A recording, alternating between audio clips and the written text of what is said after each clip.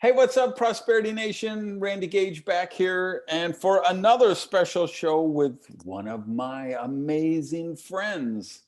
A lot of you listened to the show I did last week with Chad Hymas. This week is another episode like that. I am with my BFF, Ford Saeks. So Ford is one of my colleagues, and that's Saeks, S-A-E-K-S, Ford Saeks. And Ford is one of my newest colleagues into the Speaker Hall of Fame. Ford has been publishing my content, running my website. He's the guy who bought my product fulfillment company when I had my first midlife crisis many years ago. We have known each other for decades. And I wanted him on this show because he is the epitome of an entrepreneur. He is an entrepreneur's entrepreneur. He's like the kind of guy you should have on Shark Tank, who's just worked his way up from the street as a kid. Him and I, so last week I was talking about how Chad and I are the diametric opposites. Ford and we're the diametric same. We both left the house when we were in our teens. We both supported ourselves, went out, made our way in the world as entrepreneurs. So he's just got a lot to share on prosperity, success, and just entrepreneurship in general. So Ford, welcome to the show. Well, thank you, Randy. I'm glad to be here. I'm excited. I did watch the previous podcast. Of course, I've been a fan of yours for almost 27 years, I think it's now. So it's going on decades. 27. God, that's crazy. So maybe let's begin as your entrepreneur life. So your first big venture, would that have been when you started the painting service, you think? Or yeah, the first venture was when I first got the taste of, like a lot of troubled youths, I got attention negatively and then found myself in a situation where I had a choice of either, going to jail for a long time or maybe changing my course. And I went ahead and changed my course. And I found that by taking care of customers and, starting a business, of course, I had no clue what I was doing. It gave me positive reinforcement. And then that was where I got hooked. That's where the entrepreneurial bug really took hold, was on that first business, generating $35,000 in sales that first year, which in today's equivalence is over 300,000. So not bad from a kid from the projects with 15 years old. Now, of course, problem there, Randy, was, I might have earned 35,000 in revenue, but I spent 36, right? So, cash flow and inventory and labor and leadership, all this stuff came later. Yeah. So tell the story when you were that first contract you got, where you were in the paint store and all that. I think Sure. Some great lessons. For those who've seen me speak, I won't go through the whole signature story, but the gist of it was I was trying to figure out a way to earn money other than how everybody in my neighborhood was earning money, which is a whole different podcast. And I decided what I would do is I would start a painting company, because every time I would drop an F-bomb as punishment in the detention center, they'd make me paint. So I had a lot of experience. And so I went to my friends in shop class. They made some flyers. I handed them out all over town. And then I thought, what am I going to do? And I finally got a quote, a prospect who called, wanted to have a quote. And Randy, I was like, how did you get him? You were putting posters I had flyers, telephone poles. Yeah, this is back in the day, pre-internet, everybody, right? So I had flyers. I put them on car windshields. I canvassed car windshields in shopping centers. I put it on the grocery store bulletin boards. I had tear slips on telephone poles, and finally got a call from someone who wanted to get their inside of their house painted. And I was all excited. I get this first prospect, Randy, and I'm, oh, wow. And then I'm thinking, holy crap, I don't even own a paintbrush. Like, what am I going to do? So fast forward, I went to a paint store. The paint manager gave me all the instructions. I went to the guy's house and walked through the house and found out all the things they needed to do. And of course, I was way overwhelmed, Randy. They wanted the ceilings fixed and the windows glazed and the kitchen kiltsed. And I'm like, kiltsed, glazed? Like, I don't even know what these terms are. I went back to the paint store. The manager helped me figure out how to calculate all of the tools, the labor, and materials I would need. Back I went, and shaking, Randy, I handed him the proposal. I said, it's $1,025. I need 50% up front and 50% on completion of the job. And she took a look at me and she said, kid, do you have any experience? Now, I got to tell you, this was a critical point in my business, which was 2 hours old.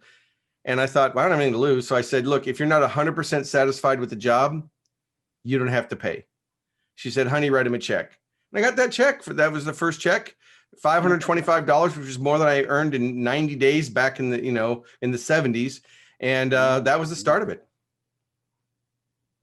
Yeah. And I love what I see with the kids today who are, I think some of them are too naive. They think, okay, I can just put a bunch of phony pics on Instagram and that's going to make me an influencer. Right. And if I take this picture in my backyard and say I'm really in the jungle, and if I stand in front of this Ferrari that's parked at the supermarket, I can tell people it's mine. And, there's some of that, but there's also those people that just the YouTube stars and the Instagram people, even if they got some wristbands or t-shirts, and they do an amazing job building a tribe and selling swag or t-shirts or whatever. Yeah, I don't think there's ever been a time in history that offers so much opportunity at every level, whether you're a millennial, Gen Y, Gen X, traditionalist, boomer, whatever generation you're from. The opportunities are out there. I mean, just the tools that are available to us right now are so amazing that weren't available then. And there's so many different opportunities. As an entrepreneur, if you ask me well, what's the biggest challenge? It's shiny object syndrome, right? It's because I see opportunity everywhere. So it's focusing on one thing. So that's a challenge that I continue to overcome. How do you just focus and follow a path to fruition?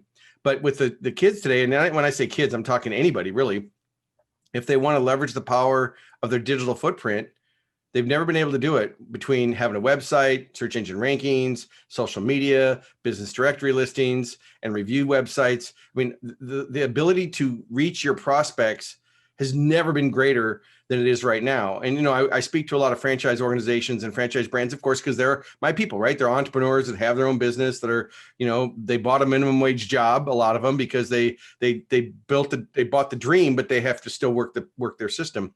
So yeah, I just am fascinated by all the opportunities, and you see those YouTube stars, but like what they don't see is there's hundreds of thousands or millions that don't make it, but the illusion of the 2 or 3 that made it really high.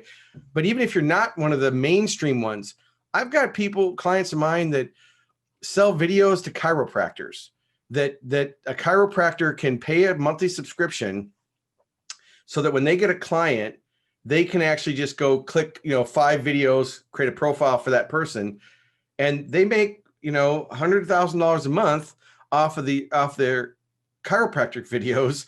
And they just created the videos once and they get paid over and over again. And all they do is sell it to chiropractors. Chiropractors subscribe to the service. They get a new person who's got lower back pain, or like you with softball, whatever pain you have.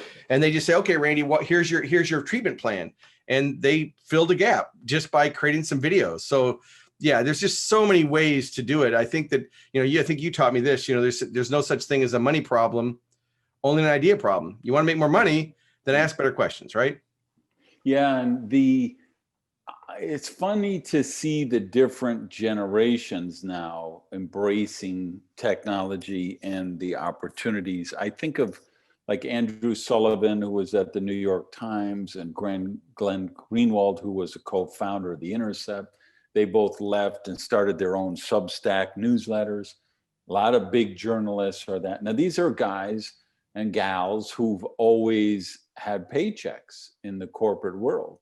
And then they feel like, hey, I want to control my own destiny. And so next thing they do, they Simon Owens is another one. He's got a newsletter about technology and media that he interviewed me for that a couple of weeks ago. I love his newsletter. And a whole new generation of people's coming online doing TikTok videos now. Right. And so now you have Justin Bieber, who got discovered on YouTube, and Shawn Mendes, who was discovered on Vine. And this is such a whole new world. And now even the 40-year-olds and the 50-year-olds, who people like you and me who did not grow up, you went to technology a lot sooner than I did. But neither one of us grew up with the internet. Neither one of us grew, email did not exist. We were blown away when fax machines were invented, and when VCRs came out, right? Well, our first ventures together were creating product lists where we were doing direct mail with a fax back sheet. In fact, actually, our first promotions were direct mail with mail back. It was, check off what you want on the form, put your credit card on it, and mail. We actually got mail-in orders. And then when the fax machine came, we're like, oh, we can get the orders now. And then that just led it. So yeah, the opportunities there are so great. And if you look forward, you always want to say, okay, what's next? Like what's going to happen next?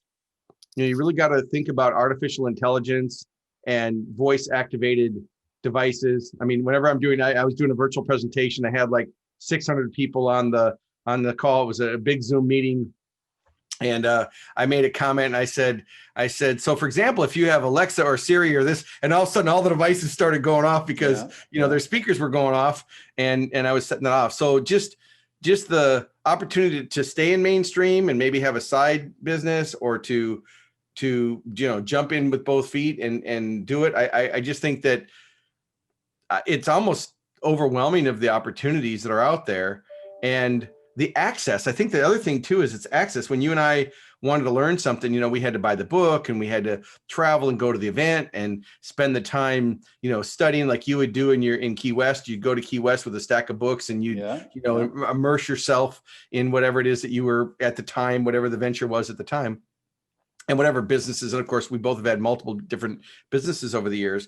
But I just think that now, literally, I've got millennials that work for me at Prime Concepts, and they're asking me questions. I said, like, I got a question today. They said, well, what's better, Ninja Forms or Gravity Forms? They asked me. And I said, guys, are you really just asking me that question? And they're like, well, yeah. I'm like, did you go to Google and did you type in Ninja Forms versus Gravity Forms? Did you look on YouTube for any reviews? Yeah, I know a lot, but you've got access to these information. If you can't find it, then come to me, or come to me with what you found. I'll make a decision. But trying to encourage them to be self-sufficient. And these are millennials that you would think that they grew up with this, that they should know how to solve problems. So, I think I learned the term critical thinking from you, which is a whole new term. I think the two words prosperity, I remember calling you, and I kid you not, you created your prosperity album 30 years ago, 20 years ago, whatever. And I remember actually having the phone call with you saying, what does prosperity mean? As I'd never heard the word before. I'm not even joking for the viewers out here. I did not know what that word meant. I just never had heard it in my circles growing up. And I'm like, well, what does it really mean? And then to really learn, I started with that cassette program at the time. And some of you millennials will have to Google what a cassette is. But then of course, went to DVD and CD and all other stuff later. But no, I think the critical thinking and prosperity consciousness has to be the foundation before you have the idea. So if you're out there and you're listening to this or watching this and you're saying, oh, I want to start a business, don't you think it starts with mindset? Don't you think that no matter all the tactics and strategies in the world, if they don't have their mindset, then they can't take advantage of it? What do you think?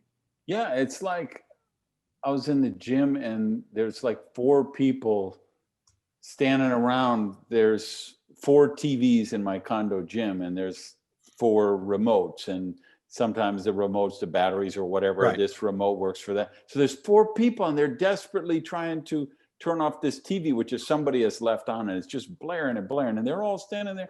And then I walk up to the TV and I push the button at the top. And they all looked at me like I was Moses coming down from the mountain, because it never occurred to anyone. But of course, they didn't grow up when I grew up, that, okay, we had channel 3, 7, and 10, and then there was 27 on the VHF or UHF, whatever it was, and you got up and you turned the channel. It's like, I don't know how to describe it without sounding like an old guy screaming, "Stay off my lawn." But it just,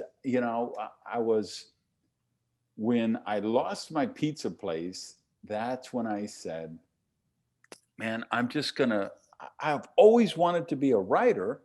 I'm going to write books. I'm going to start. I'm going to be a freelance writer. So I pitched an idea to 25th Parallel magazine that I was going to interview Liz Wild. Liz was a shock jock at WSHE Miami, Fort Lauderdale. She did the night shift, and she was just this wild, crazy woman. And really, kind of a Howard Stern type person, broadcaster, but a woman, really, and she was amazing. And I thought she would be a fascinating profile. So I pitched the story. They hired me to do it. And so I wrote the story, and I decided I was going to open with AC/DC. She was a fast machine. She kept her motor clean. She was the best damn woman that I've ever seen. She had the la la la. So I'd sung this song for my whole life, but I didn't know what they were saying in the song. She had the blank, blank eyes. I'm like, what kind of eyes? So I called my friend. What are they saying? Oh, I don't know. I just sing along and I don't know what they're saying. Right. I call another friend. Beats the hell out of me. Call someone else. So I call my expert metalhead heavy banger. Nobody knows what this word is. So I finally have to I have to drive to a music store that sells music sheets after calling around and finding one that had the music, did they carry that, and buying a music sheet. And what he says is she had the sightless eyes. That was like a 5-hour project for me. Right. Now on my iTunes, there's a button that actually prints the lyrics. So I actually learning the words to songs I've been mumbling along to for 25 years. Right. Right. Like Long Cool Woman in a Black Dress. Oh, there's nobody in the world who sings along with that song who knows what they're saying. Okay, because it's the weirdest, craziest, sketchiest lyrics you've ever heard. It was a long, cool, the refrain. Sure, you're right. Right. So the difference today is I don't think people really recognize this is just the greatest time to ever be alive in human history. If you want to publish a newsletter, Substack is there. If you want to start a podcast, Anchor is there. If you want to create a TV network, you got a phone in this thing that, I mean, the camera in that iPhone, at one point, an HD camera like that sold for $350,000. Yeah, it's crazy. It's just unbelievable. And my wife I just got her the new iPhone, and it's got 3 lenses on it. It's amazing how small it is and what it does, and it's crazy. Yeah, I mean, people are doing documentaries on iPhones. They're doing feature films on iPhones. So it's just, if you're looking for an excuse, it's pretty hard to find one to say, I was just, like this, for you guys watching later, we're recording this in the middle of COVID. This is actually December 1st now, 2020. Between January and October, Amazon has hired 1,400 people every day. 1,000. You talk about scalable, right? Oh, wow. I had no idea. 1,400 people every single day, 7 days a week from January 1 to the end of November. It's like, 500,000 people they've hired. So yes, the rules have changed and there's different jobs and different opportunities. But so what about you? Talk about that. You're a professional speaker in the Speaker Hall of Fame. For those who don't know, Ford's wife, Alyssa, got COVID over the weekend, diagnosed. He did his rapid test this morning. He's positive of it. So he's locked away in his home studio. But how have you been So as a speaker, obviously, like me, your conventions and seminars, a lot of them evaporated. How did you respond to the change in business world? Probably differently than a lot of people did, because as you and I both know, I've always wanted to be positioned as an expert that speaks as opposed to a speaker that is an expert.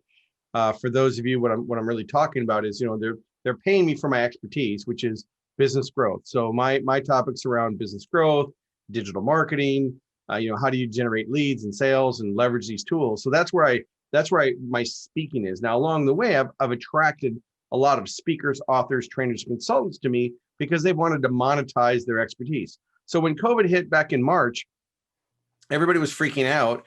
Well, I'd been doing virtual presentations for years. I've been doing, webcam things like this, where I bring in picture in picture, or I bring in something where I can do picture in picture and change this background. I was doing that stuff way before most people were doing it. And then everybody tried to get on the bandwagon.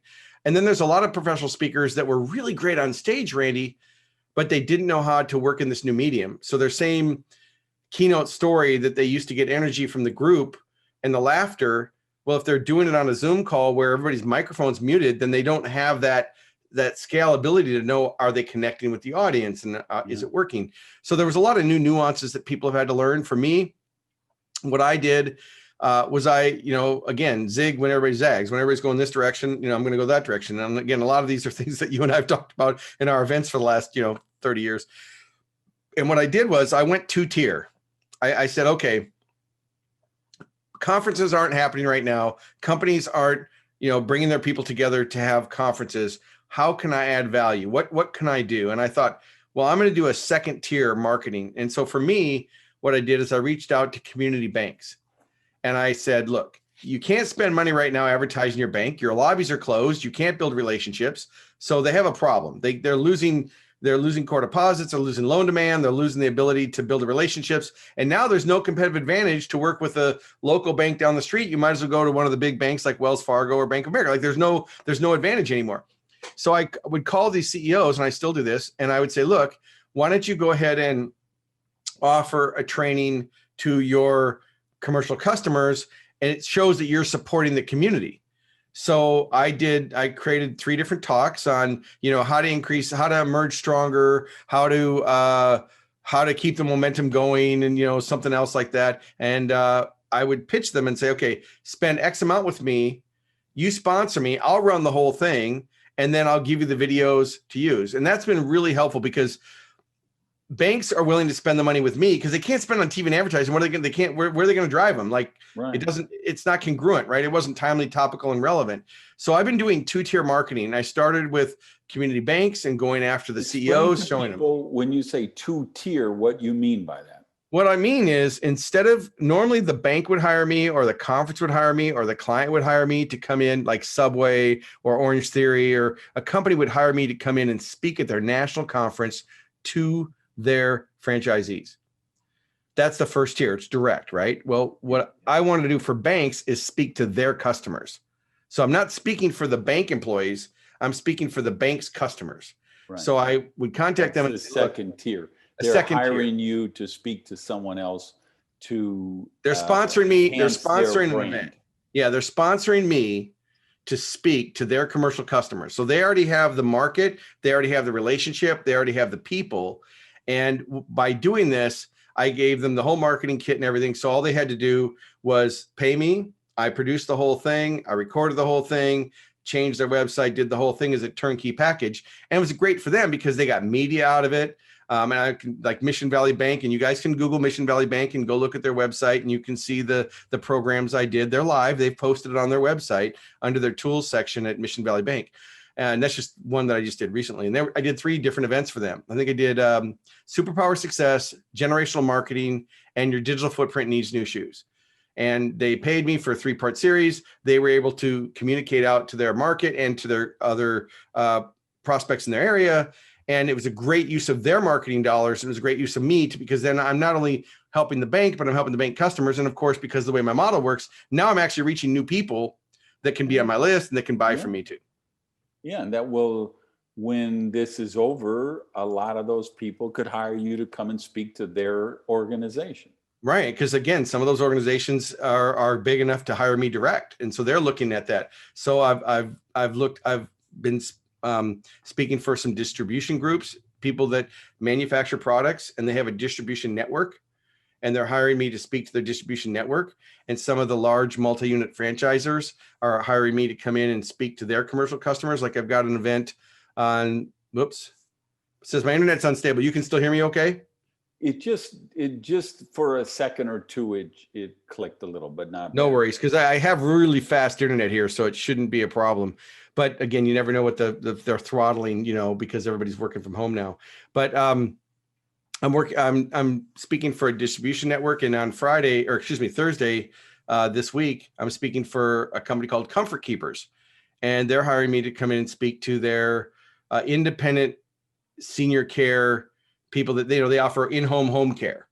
So right now, they're all frustrated. They're struggling with disruption, dealing with change. They have to learn how to sell virtually. And these people used to build their whole competitive advantage on being able to be face-to-face in the community. Well, now they can't do that. So they're looking for ways to I don't want to use the word pivot. If I have to hear that, I'm gonna put a fork in my eye, right? pivot. But really, they're looking for new ways to communicate and connect. And that's what we're doing, like what you're doing with your podcast. And you've had a very successful YouTube channel for many, many years. You had the podcast, and now you're doing the video and the podcast with this. So again, what I would probably say to the viewers is think about what you're doing and ask yourself what you really want. It's the end of the year. Have you done your dream board? Have you done your burning bowl ceremony? And if you don't know what those are, go to Randy's website and look for his blogs. I'm sure there's a dozen blogs on those two things. But those are foundational things that I still use. I know I was preparing for this. And I'm like, okay, well, let me watch one of the previous episodes. So I watched the one with you and Chad, and you were like, well, what are 5 books you've learned? And what are some heroes you learned? And I started thinking, there are so many books, because years ago, you really taught me to have a success library. You said, look, get a library and fill it full of leadership, development, personal development, every topic that since you're there, let's go there. What's 2-3 books that really impacted you, that here you are years later? I would say Thinking Big. Thinking Big was one. Big? Thinking Big or Think Big. The Magic of Thinking Big. Yeah, the Magic of Thinking Big. Okay. Yeah, and the Magic of Thinking Big. The creativity books by the guy, Whack on the Side of the Head. He wrote a whole line of books. I don't remember his name, but I can Google it.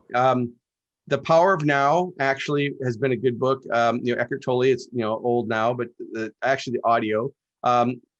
Personal development things, obviously by you, and this isn't a shameless plug, but certainly you've got 13 books now, and all the Prosperity Series books, which I think are brilliant for anybody. They're quick reads and a great gift for anybody at any level in their life and career. So I have a whole host of things in personal development, because I really believe in that strongly.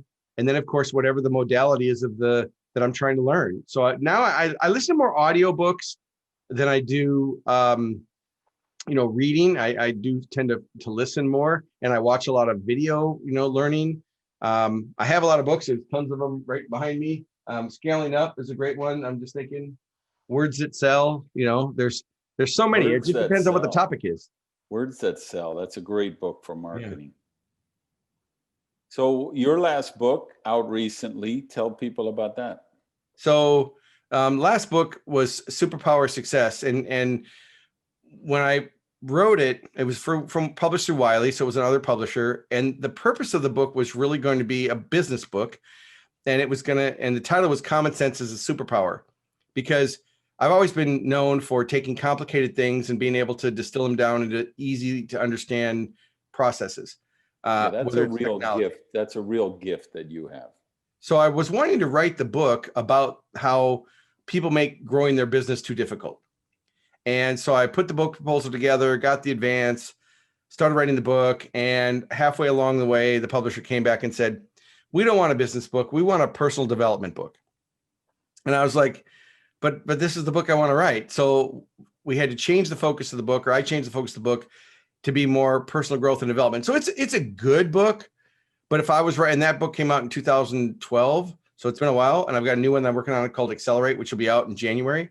I think if I rewrote that book today, it'd be a million times better. You know, I know a lot of people who used to come to our speakers institutes that you and I used to put on, and people would get advice, you know, from the National Speakers Association. Oh, write a book, write a book. And I remember the advice you used to tell people, like, look, you know, don't write your book now because you're going to get better and your book won't.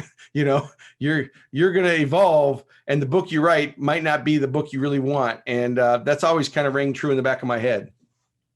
So the Accelerate one in January, talk about that. So the Accelerate one in January, I'm doing 2 different versions. And of course, you know, I'm full disclosure, everybody, I'm part of Randy Gage's Breakthrough You program. And so we mastermind at a high level mastermind. And one of the things that you had shared was, look, you know, write the book that only you can write. Write the book that isn't just a regurgitation of other people's, you know, ideas, but really what is a story that you can tell that makes it unique. So it is a how-to book. It is a, you know, local marketing, it's written for franchises that really want franchise success. How can they become a prosperous franchisee?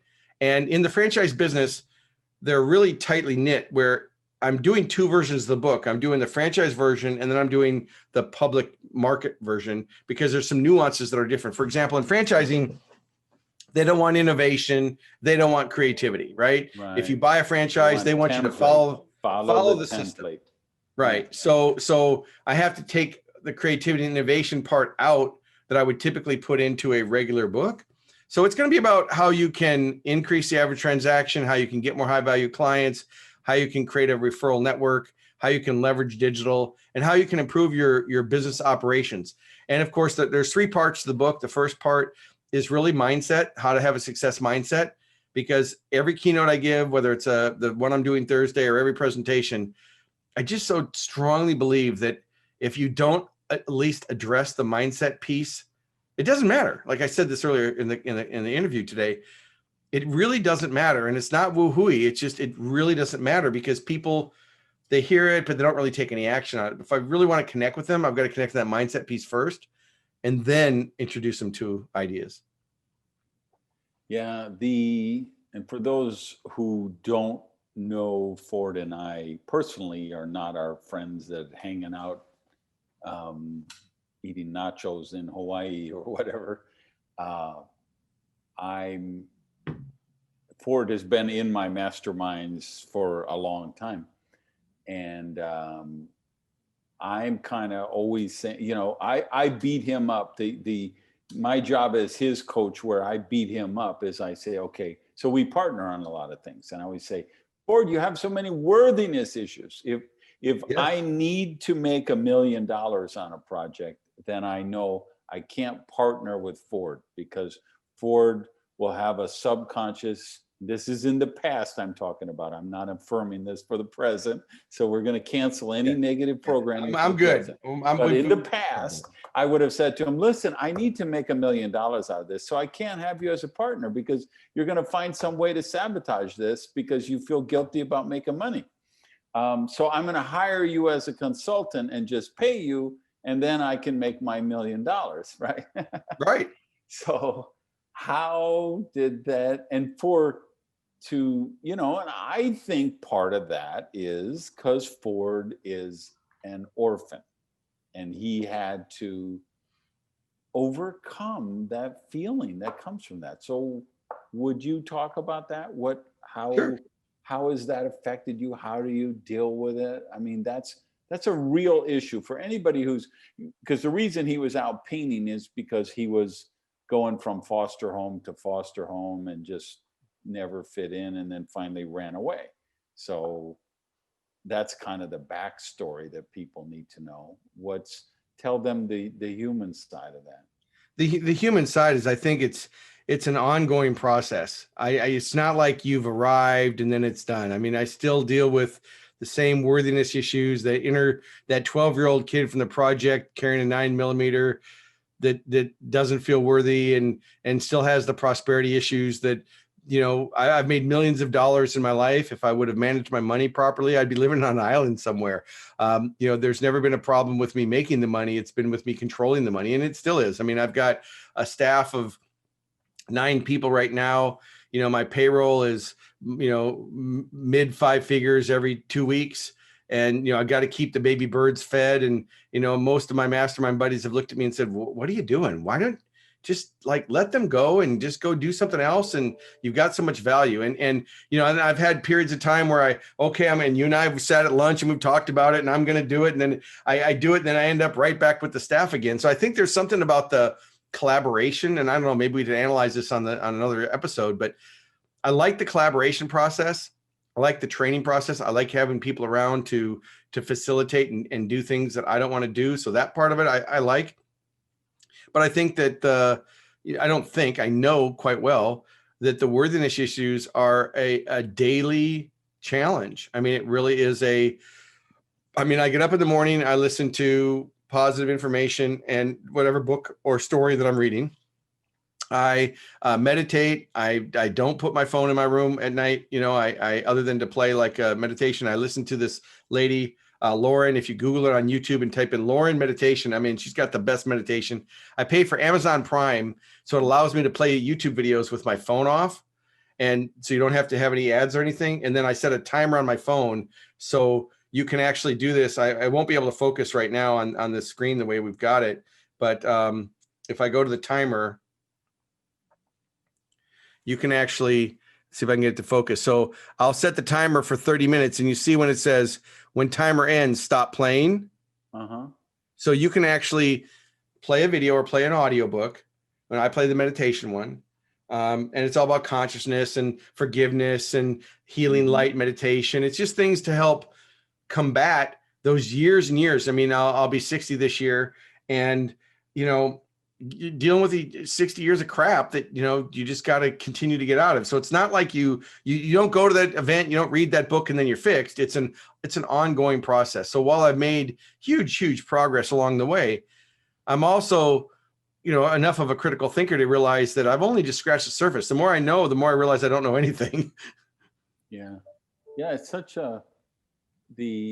I'm still shocked. I mean, I have been immersed in the study of the principles of prosperity for 30 years now, and began with 2 hours a day of self-development, and then an hour a day for years. And now I'm at about 30 minutes a day, every day.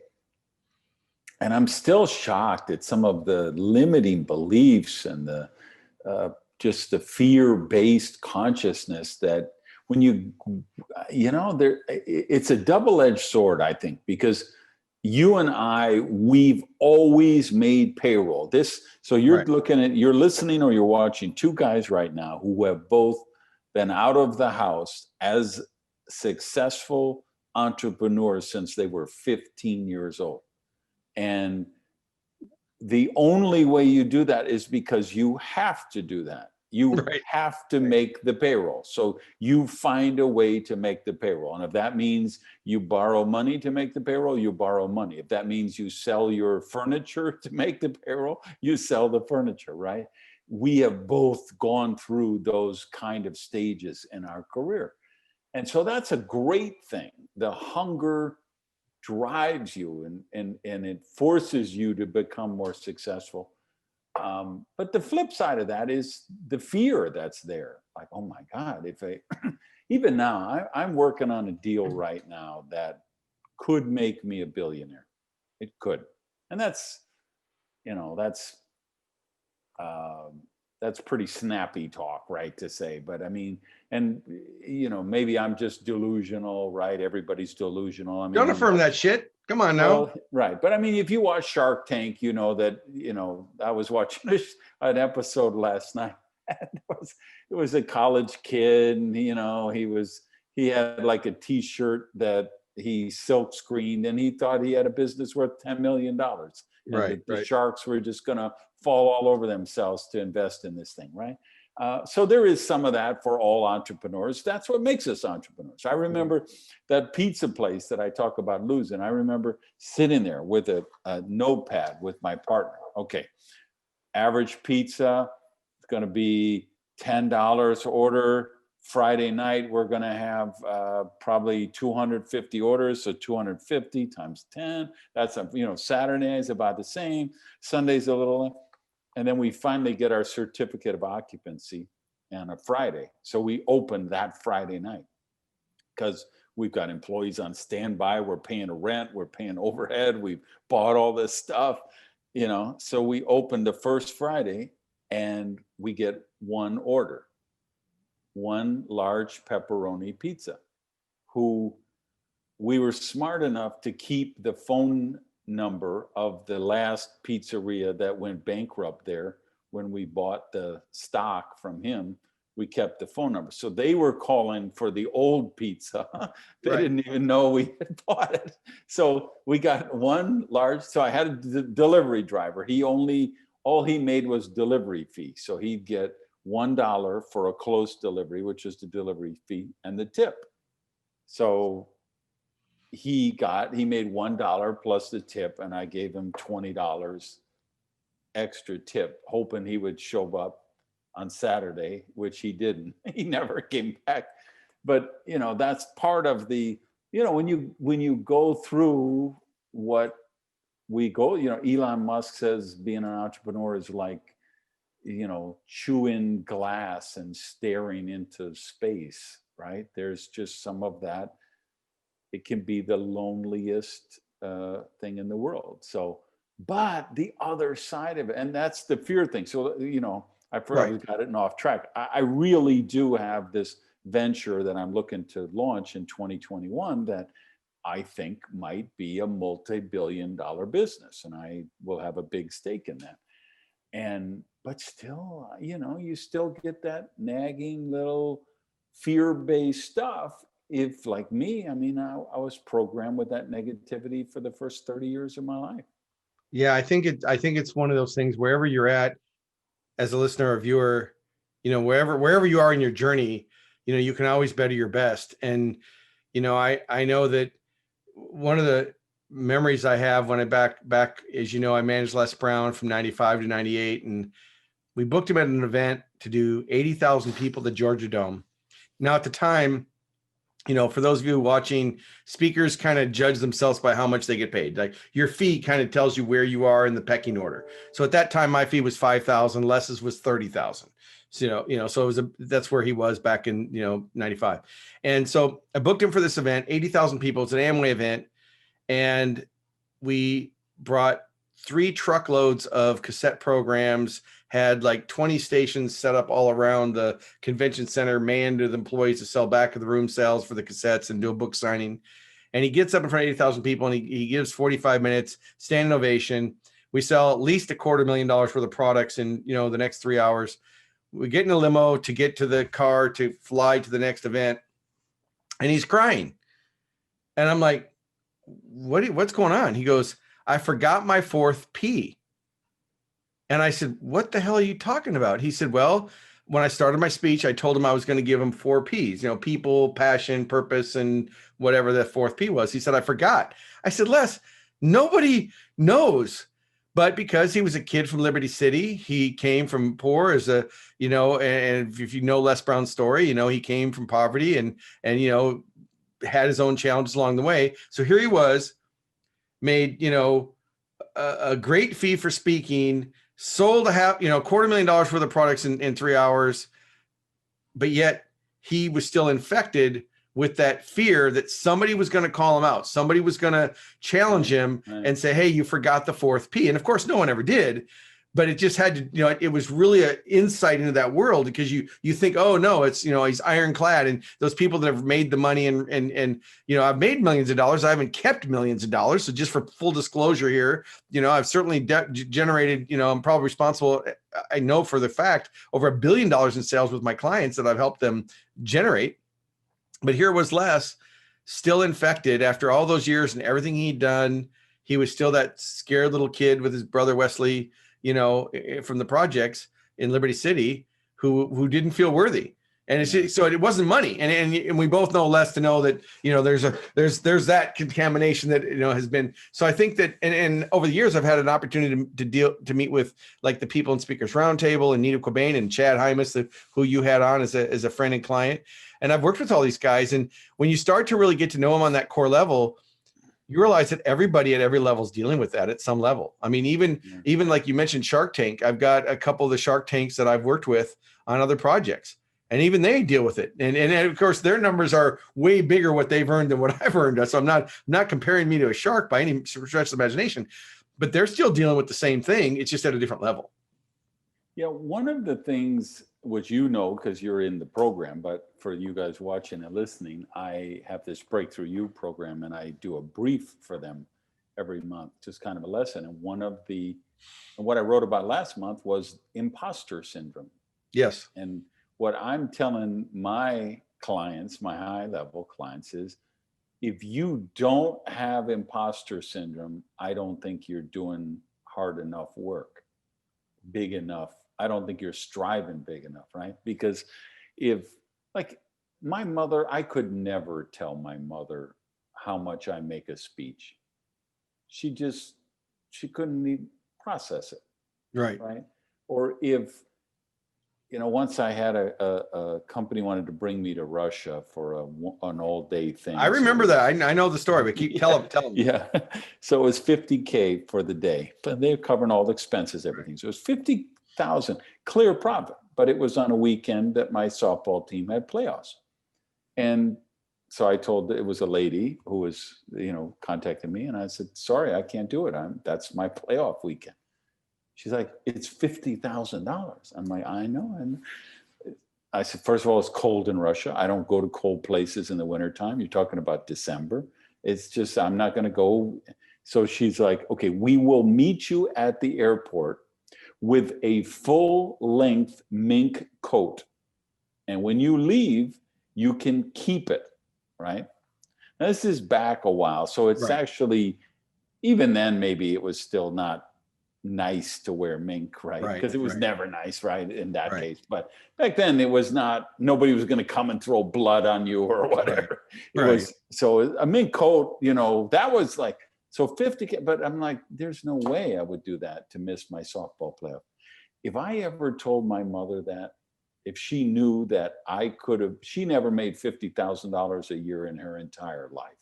I guarantee you, right?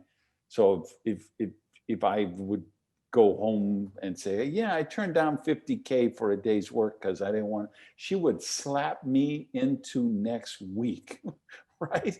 It's just, but you have to challenge first of all, you learn, okay, it's not about the money. It's about the challenge, right?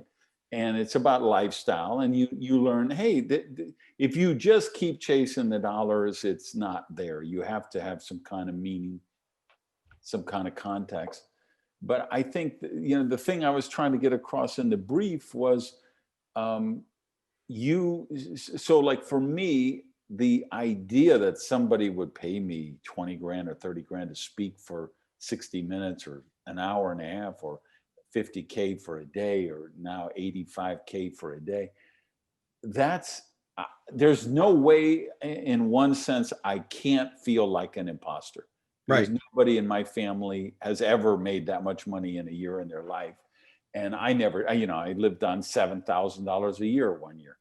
So, but then you have to, that means I'm doing the right thing. It means I am doing work that's audacious enough that it makes me feel a little insecurity, like, am I an imposter? Am I really worth all this money? My coaching program is entrepreneurs, speakers, coaches, consultants. And I'm telling every one of them, if you should feel like a imposter when you're writing your book, if it's an amazing book. You should feel like an imposter when you're crafting your keynote speech, if it is an amazing keynote speech. And that's the level we have to shoot for, that, and know that that's okay. That's because if you're telling me, oh yeah, I could, phone in that book. Yeah, It took 5 days. I wrote it over the weekend, and it's people are going to love the book. No, I want a book that you had blood, sweat, and tears over, because you did feel like, wow, am I really qualified to write this book? Because that's the book we really want to read. That's the speech we really want to hear. And that's the business that is going to get you to throw the covers off the bed in the morning and love to go to work on Monday morning. Like I love to go to work on Monday morning.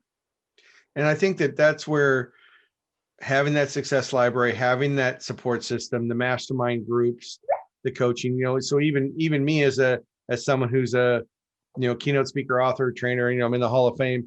I'm still working with coaches and reading books. I mean, I just finished a book. I won't share the author's name on Audible, but I got the book because I thought, I heard the title, and the title was kind of catchy. And I listened to it this weekend or last weekend, and there's not an original thought in the book. And I don't even mean like every book, there's always I'm not even talking about like being all original. I'm talking about just even the stories of how she made the point and told the story were other people's stories. So it wasn't just, hey, here's a point, but here's how I used it. Like I talk about marketing. Okay. Yeah.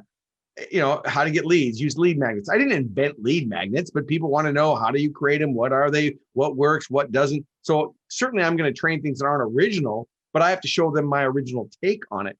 But I read this book, and it did two things for me. One, it made me feel like, okay, there's some good reminders. So it was always good. It was good reminders, but it also showed me that, I think done is more profitable than perfect. When a lot of people wait to do something because they're just waiting for it to be perfect. And I think the imposter syndrome, I mean, like when you said, hey, when was your last book? It was 2013. I didn't even realize it was 2012 until I was looking for files to get the CIP page for my new book and found out that it was 2000. I mean, if you would have asked me, I would have said, oh, it's 3 years old. No, it's freaking 9 years, 8, 9 years ago. So it's like, obviously I'm dealing with the same imposter syndrome, and, everybody, we argue for our limitations. We set our own excuses up. We put other projects in the way of this project, and, what's really important. And then you got someone like you with, what, you're on your 14th book now, aren't you, in 14? Yeah. Number 14 coming out. January And the Radical 12th. Rebirth. And then, and we're doing the 12 days of Christmas, just so you know. So we're promoting the 12 days of Christmas for Randy Gage products. And we're redoing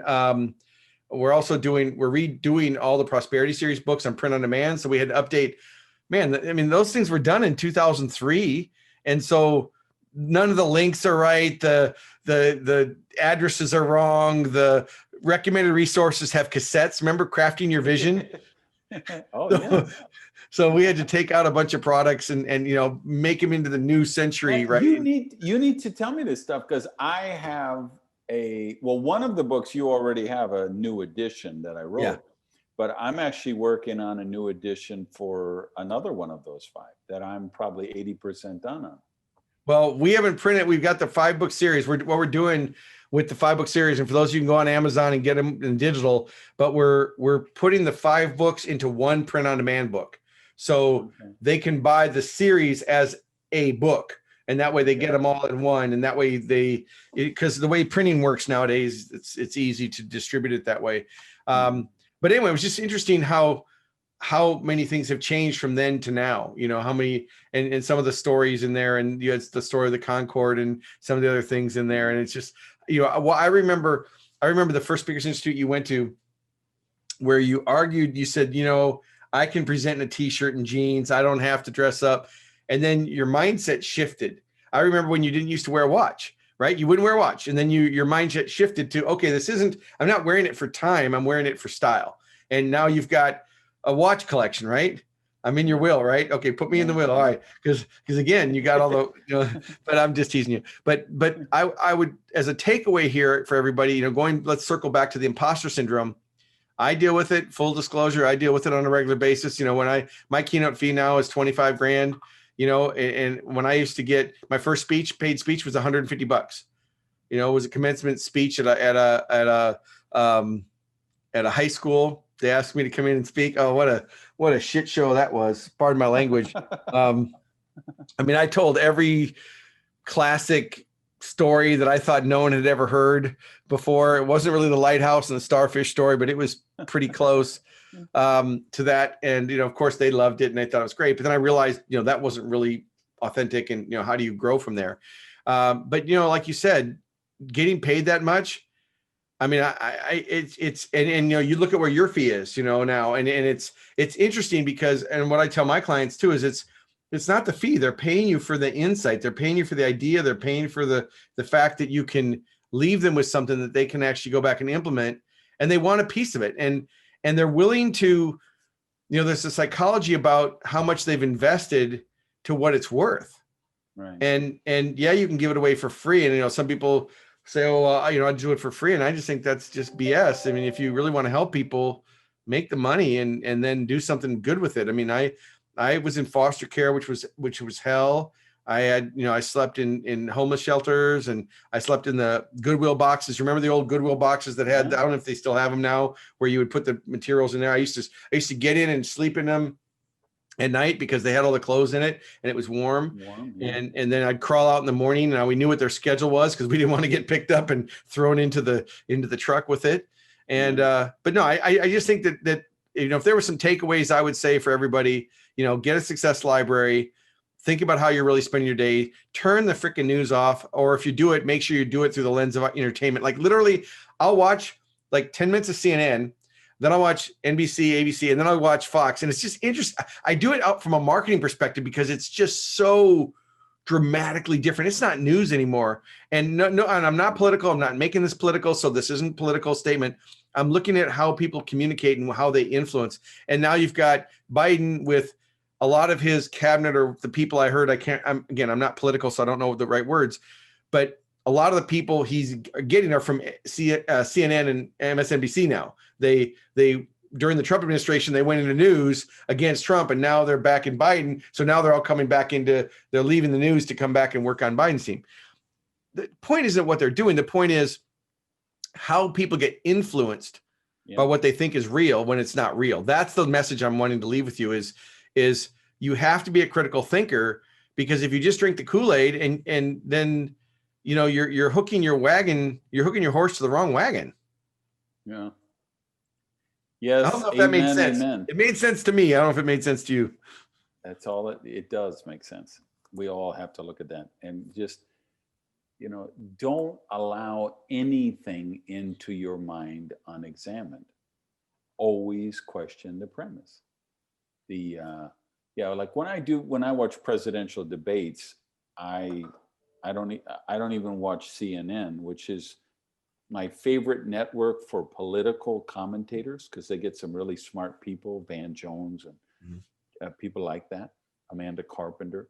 But I put, I have the last channel button right on my you can jump back and forth. I do MSNBC and Fox, and just to go back and forth, that you'd say, this is not humanly possible that these two networks watch the same debate. That's agree. Not possible. Right. It's just, you say that one had to be watching the Steelers Ravens game, and someone had to be watching the Green Bay Tampa Bay game, because there's no way that was the same football game. But that's how it is. So yeah, you really you have to be so mindful of how, what you're gonna allow. The new book I have is really, I've always worked on that, the mind control, the memes, mind viruses, everything.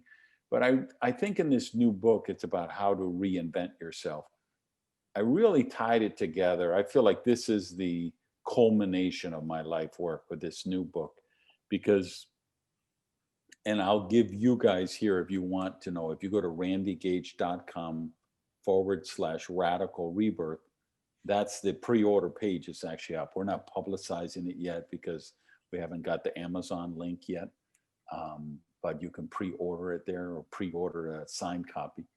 But I feel like I've really tied together how, because I believe now that it's the level of self-esteem you're at by the time you reach adulthood Okay, yeah, there's the page. I'm just bringing it up for a minute so people can go check it out later.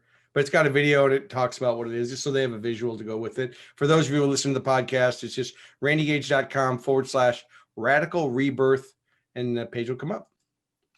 Thank you. Yeah. So if you're 18 years old and you're going to college or you're going out in the work world, if you have a positive self-esteem of yourself and you're optimistic, what are your chances that you're going to have a pretty good career, a pretty happy life?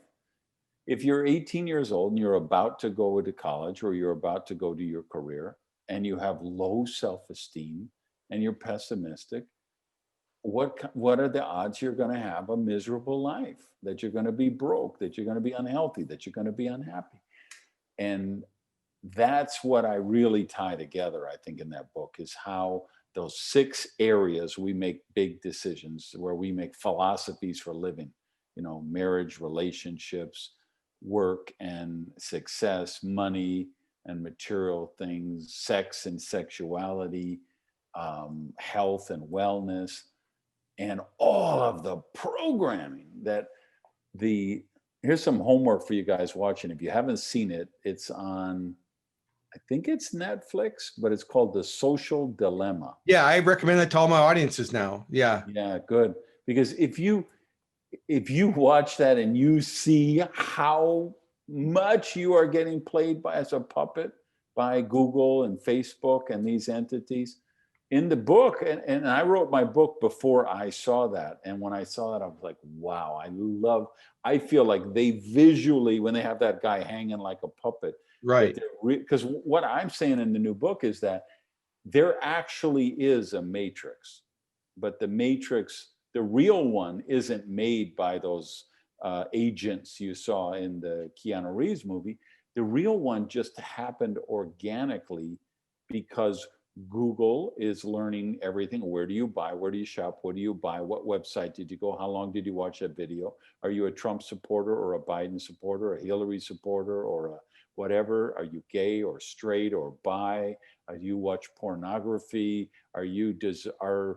Instacart could tell you if you're pregnant before you're pregnant by analyzing your groceries, right? Apple, Google knows you're gay even if you don't know you're gay, right? Right. Because of artificial intelligence, machine learning, and these algorithms, and they're taking the greatest scientific minds, the people who used to be the astrophysicists showing us how to get to Mars, now work for Facebook, trying to figure out how to get Ford to pick up that update on his phone and say, oh my God, I got to click that link because it says that, it says Biden stole the election from Trump, or it says, Trump did this to Biden, right? There's this whole industrial, commercial complex with all of these algorithms, and it's a real live matrix. And until you're aware of it and mindful of it, you are a puppet.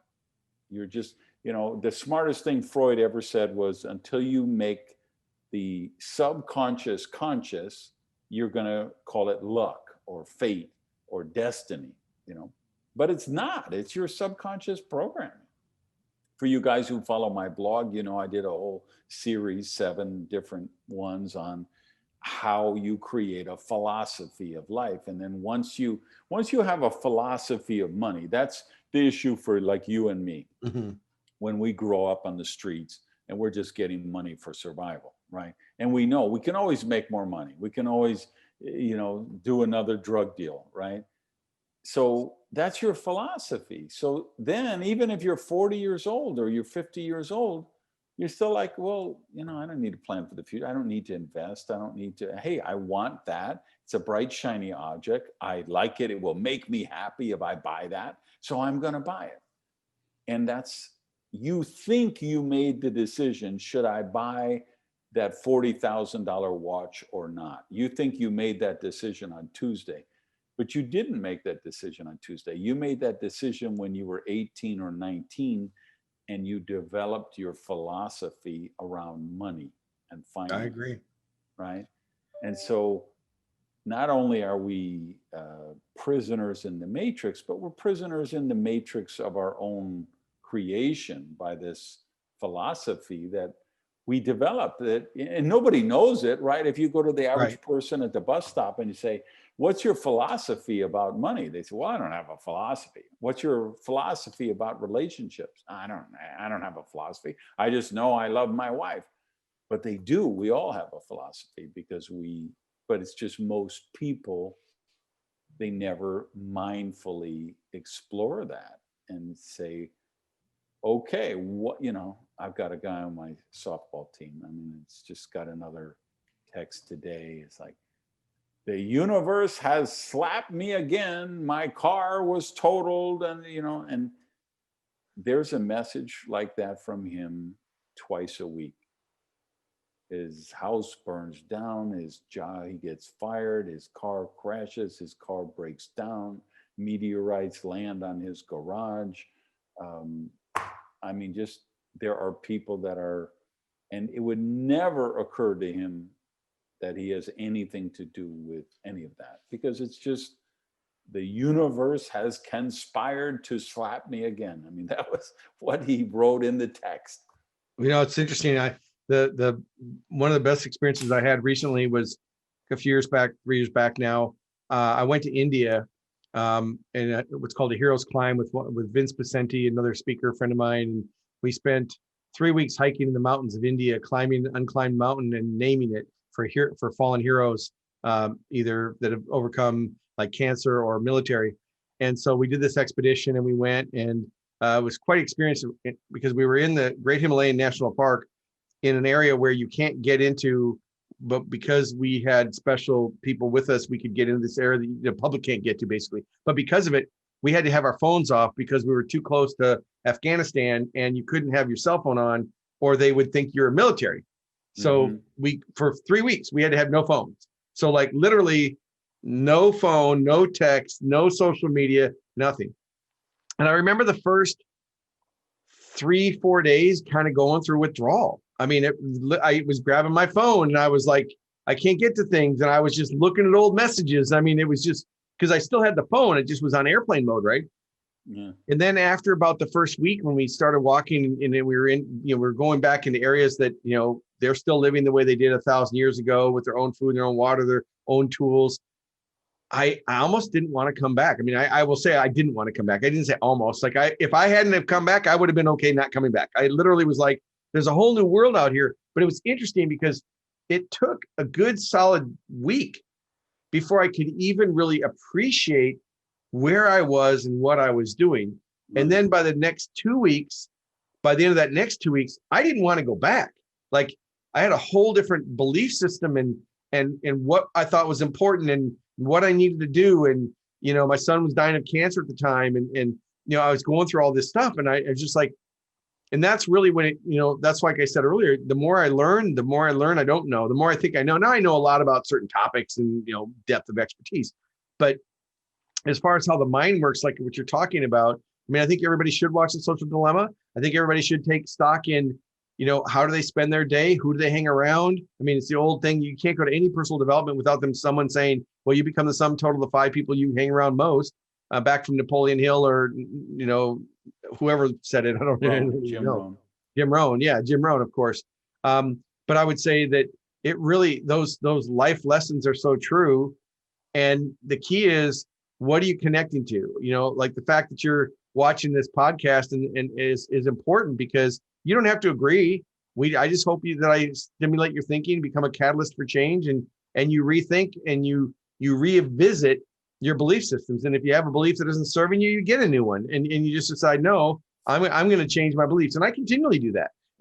So today I got COVID or got tested positive. Who knows how long I've had it, right?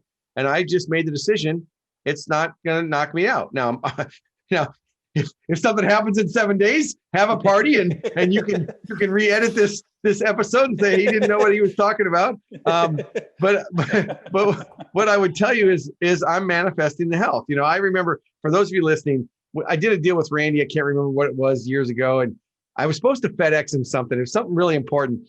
And I remember I know what it was. He hired me to do a marketing plan for one of his other clients, and I took forever doing it. I was 90 days late, and he says, "Just get the thing done already."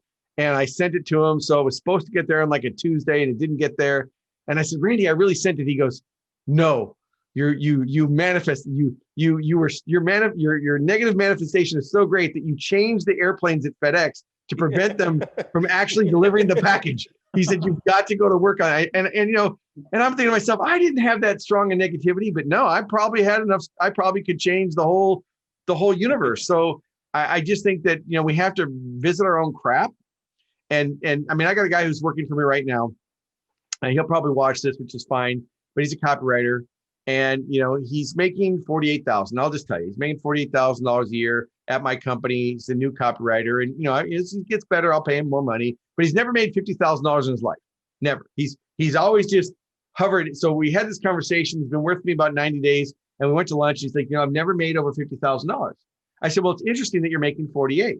It's interesting that that's the number that you're making, that's where you're at. He said, yeah, I just can't imagine them making over 50. I said, well, then you're never going to make over 50. And so then he said, but I want to make over 50. I said, no, if you really want to make over 50, you would do something to make over 50. So we had this conversation with his consciousness, and he's had his car broke down. He's had his house broken into, the water heater broke, the refrigerator's broken, the roof is leaking. Like, he's having all these issues. And I kept trying to tell him, look, take these books home. Listen to this. I said, you don't understand. You're contaminated and you don't even know it. You're in it. Just trust me. So he came to me and said, hey, I really want to make over 50. And I said, well, what kind of copy? What have you been marketing? He goes, what do you mean? I said, well, we just had Black Friday. We had Small Business Saturday. We had Cyber Monday. Did you write any copy to send anything out? Did you promote anything for Prime Concepts, for CenterWorks, or for your business, Randy? Did you write a newsletter? Did you make a landing page? Did you do an autoresponder? Did you do social media? Did you do anything to generate value? And we had that conversation about it. If you add more value, you'll make more money. I said, but I can't pay you more money because you're waiting like a baby bird to be fed.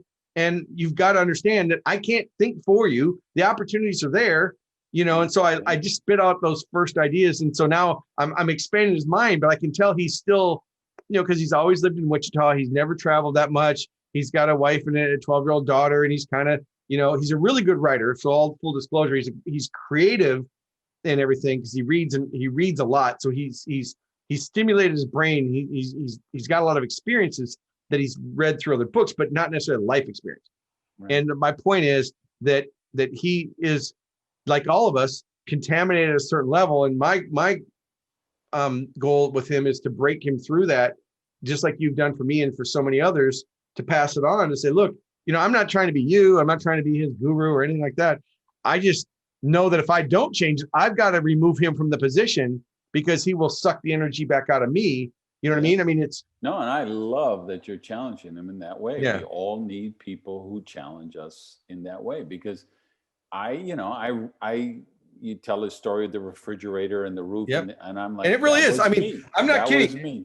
Is his car? He had 3 flat tires, his refrigerator, and his roof leaking. Like that's within the last 3 weeks. I'm not even joking. Yeah, like that is exactly that was me. I was a professional victim, and that's another story I have in my next book about the guy who said to me, do you ever give any thought to what you might be doing to manifest some of this? And I thought, who's this heartless, cold SOB? Didn't he hear what I said? How I'm such a victim, an innocent victim? He has no empathy. He's so, but that's how you feel until you're exposed to that consciousness. It's until you say, I'm going to be a co-creator with my life, whether you believe in God, the universe, nature, whatever.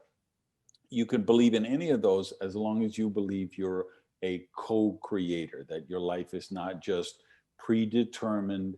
That's the way it is. And you're scheduled to have the refrigerator break down in 3 weeks. And you're scheduled to have the transmission drop out of your pickup truck in 4 weeks. And you know what I mean? Until you take that personal responsibility. And then that, your transmission really could drop out of your truck in 3 weeks. And it wasn't your fault. It really was a defective transmission, and it really was 2 days after the warranty expired. Right. It Right. happens to everybody. But when it happens consistently, Right.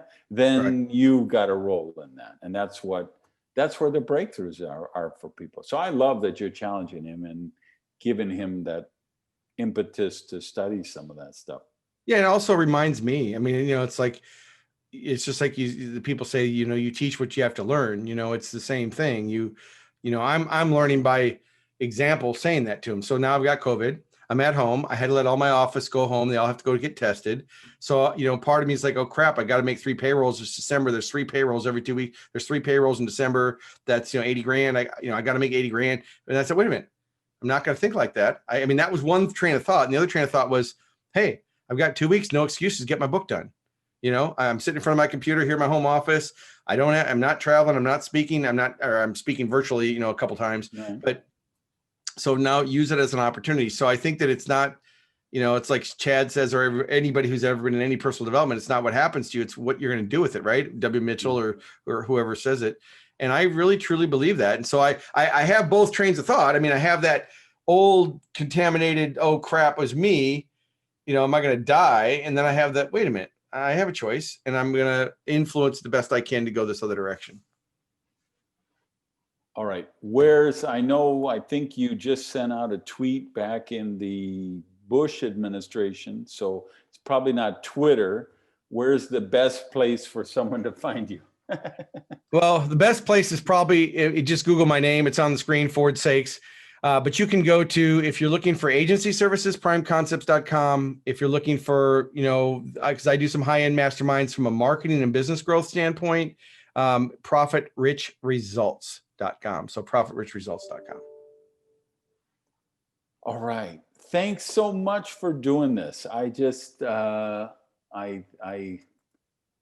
want to do more. I'm doing a lot of the prosperity stuff lately, but I don't want to lose track of the entrepreneur stuff. And so I was just thinking, man, I need to do a show about entrepreneurs, for entrepreneurs, by entrepreneurs. And you're the first person came to mind. So thank you so much. It's a pleasure to be here. Send me your write-up so we can get this posted. So I need the title, the show description, and whatever else, so we can do the title screen and get this posted for you. All right, perfect. Thank you, Mr. Saeks. All right, bye, Randy. Thanks a lot, everybody. Bye-bye, everybody.